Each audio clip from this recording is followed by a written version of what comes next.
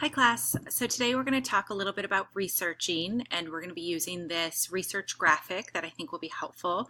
So I'm going to walk you through some of the steps of what makes research successful and some little tricks that you can try out in order to help you locate the sources that you need. So on the top here is our research graphic. So first you're going to have to put in what is your assignment, how long is your paper, how many sources do you need, what kind do you need. So this is going to be important to know the goal. So I'm going to switch over here to our Canvas page. And on our Canvas page, we have our claim-based essay, which is what we're working towards. So here you have an essay which is going to be 1,200 to 1,500 words. We talked about it before in class, but we're creating an inquiry question, and then we're going to research information to come up with a conclusion or thesis. And this does differ from other types of writing where we don't necessarily know what the answer is going to be. We don't start with a thesis, but we're going to go through this thinking process with our readers. It is sometimes daunting and it will be a little bit messy, but it'll also be really interesting because hopefully you picked a topic that you're really interested in knowing what the answer will be. The audience is going to be our classmates and people who are also curious to hear what you have to say about the topic and to see what your research finds.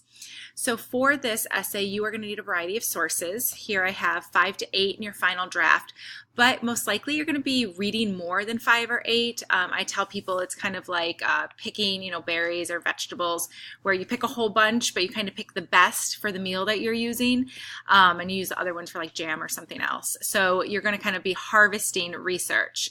You are going to want some hard sources, which we're going to talk about peer-reviewed essays and what those look like and where to find them. You are also going to be doing soft sources, which we'll be talking about next week. Those are going to be some personal interviews that hopefully you will undertake. Maybe you want to use blogs or social media. We'll talk about that.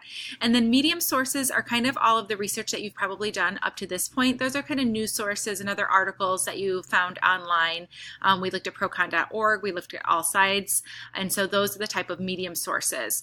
We're going to focus on kind of those hard sources because I know you guys haven't done them yet. So I'm going to go back here to my research graphic. So how many sources do we need? Well, we're going to need 5 to 8. What kind? Hard, medium, soft, right? You want to list some things there. And here we're going to focus on kind of those peer-reviewed ones. So topic, what do you want to write about? Right here, you put your topic down. I know you chose 2 before. If you want to continue to do 2, please do. But if you want to focus on 1, that's great. And again, you can change your topic over the next couple of weeks, but you will make more work for yourself the longer you go and then try to switch. So just know that going into it. Now we're going to brainstorm keywords. Sometimes this is difficult to do, and I would suggest using the thesaurus or even Google for this. I'll show you some examples. So you're going to write down anything related to your main idea. So if I'm doing something, let's do gun control because I know none of you are doing it because we just did it for our argument essay. So if I'm doing gun control, I might list some places who've had mass shootings. I might list things like the Nevada shooting. I might put Sandy Hook down. I might put Columbine. I might put down Parkland, right? All of these places who have had kind of mass shootings. And then I might put some places where I know kind of guns are part of the culture. So I might put somewhere like maybe Wyoming or even like maybe just rural areas where I think a gun is more part of the culture because I think that would be interesting. But my main idea here, right, gun control. And then people, kinds of people, organizations. I would definitely put down the NRA because that is an organization that's connected to gun control. But I might also put down some other groups like the Parkland students have started like, what is it called? Oh, Never Again, right? I might look at some of those hashtags and organizations to kind of glean some information from them. I might also put down kind of like gun rights or versus like gun control. Those are other words that might come up in my researching. And then over here, I might put dates. So one date that might be really interesting to look at is, of course, kind of our Constitution, right? The right to bear arms, the Second Amendment. So I might want to look like back there. I might even go through some like history of guns. I don't know, maybe. I'd give myself that option. But I would specifically look at Columbine was the first school shooting, so I might put that date down and then look at some consecutive dates and give myself kind of a timeline of why this is important for people to know and like why it's become such a controversy now in 2018. Then I would use over here synonyms, words experts use, related topics. Gun control, related topics always talk about mental illness, so I would put that down because I would have to decide whether or not I'm going to use that in my essay. I might put other things down here like violence, just like domestic violence, because when you talk about gun control, it's not just mass shootings, it's also other things. So it kind of opens up my essay to be a bit broader if I wanted it to be. Words expert use, I would want to use gun rights, right? Gun control, pro-gun, all of those types of things. And for synonyms, like I said, I highly suggest you use the thesaurus, or Google will give you quite a bit, and I'll show you some other ways to do that. So once I have that, I'm going to look over here on my back page and places to start. So a synonym chart for each concept means that my concepts I have up here, I'm going to start plugging them in down here, right? So I might put like gun control, gun rights, I might put down here NRA, right? Some different things that I could search, and we have done this before, but this is just kind of to help you out. And then who cares, right? Which field to research my topic? I'm going to show you where to find that right now. The second part here, you're not going to be able to figure out until you go to the PCC Library. So we're going to do that right now. We're going to go here, and I suggest signing into your My PCC account first and then going to the library, which is going to be down here on the left. You can see I did that. And then you're already signed in, so it shouldn't make you sign in again when you're trying to research something. A couple things just to know about the PCC Library here. There are lots of different helps for you, and I'm going to give you a couple different handouts to use. But the one thing I really like is this chat button. The librarians are here for you. So I'm just going to say, hi, I'm showing my class this feature. And if you wait just a few minutes, or really seconds typically, they will respond to you. This is really nice when you're kind of stuck and you can't find something. They're there and says, hi, you know, how can I help you? So if there's an article that I found and I can't download it or I can't find it, I say, hi, Tori. And as always, we're part of a hybrid course, so I talk a lot about using good digital citizenship. This is a real person, so we don't yell at them. We talk with them as we would. Just going to say, thanks for responding. I hope my students use this resource. There we go. I should probably fix my spell check. You guys know how bad I am at spelling. There we go. So that is there for you to use. The chat is only on certain times, and you can look at campus locations and hours right there, but this is something that you would want to do. You can also email if they're not there. So there's a little email icon there. If I would like to email instead of chatting, you can do that as well. The librarians are there to help you. They would be more than happy to help with your research. And like with anything else in life, I highly encourage you to go into the library and talk to a librarian. They will help you with whatever you need to do. Okay, I'm going to say bye. Bye, Tori.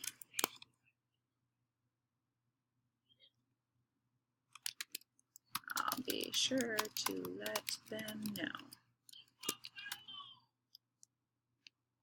Okay, so now I'm going to log out of that, and then we're going to talk a little bit about here. So obviously we can go a lot of different places with the library here.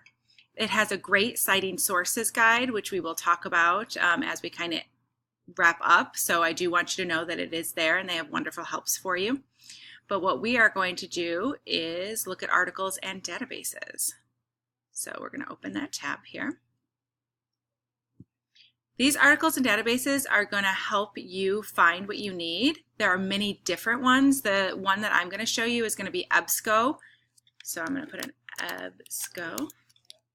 Or you can just push E and it'll bring you to, oh, we'll go down. EBSCO host, there it is.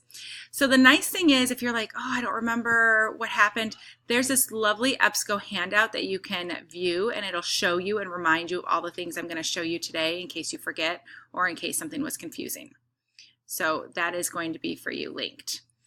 What I'm going to do is I'm going to go to the EBSCO host, and EBSCO is nice. Oh, it's going to make me log in. There we go. EBSCO is nice because it's very broad. So it has lots of different research topics underneath it. See them all here for you. So I don't click on any of those because right now I'm just kind of starting my research. I'm doing a broad search. I'm just going to say select all and continue. Once I do that, I'm going to enter my word gun control in America. See how it kind of autofills? It's just like Google. It's going to help you out. So let's search and see what I get. Okay, so I have 4,340. Let's be honest, I'm never going to look at those. Most people don't look past the first page. So what I need to do is go to the left here. Sometimes these options are going to be on your left, depending on where you are. In EBSCO, they're on the left. Sometimes they're on the right. So on the left, you want to limit what you're looking for. Now, I already said I'm not going to look at 1977. I really want to find out what's been happening in the past 10 years. So I'm going to limit my search to 2008 to 2018. Now I'm just being arbitrary here, but you will understand. Now remember when I said peer-reviewed scholarly journals? Look right here, scholarly peer-reviewed journals. So I'm going to click that's all I'm looking for here because I can find news articles and other things elsewhere. I'm going to really check this out. So now all of them are going to say academic journals. What that means is that someone with a PhD typically in a field has done a study and said, this is what I found in my study. And then they send that study out to other people in their field with PhDs and they approve the study and say, yes, what you say is true. So there is a check to it, which means there's more credibility to it, and it's kind of the highest level of research that you can do, which also means sometimes it is the hardest to read and understand because it's going to be very heavy in jargon. So let's see, understanding America's obsession with guns. How do we get where we are? Ooh, that sounds really interesting. Maybe I'm going to talk about the history. So I'm going to click on that one. And I'm going to see it all here. The nice thing is an abstract is a summary, so I can read this and figure out, like, is this what I want or not? It might not be, so I go back, right? But if it is, I'm like, awesome. I'm going to look at this one. I can, if you add it to the folder, it only stays in your folder for this account time, so know that. But you can save it, right? You can email it to yourself. You can export it. The nice things with these ones is you can go back and it has the citation in there for you. So you don't even have to do it. You just copy and paste the MLA. That's always exciting. You can get the full text here, so you can download it and save it for yourself.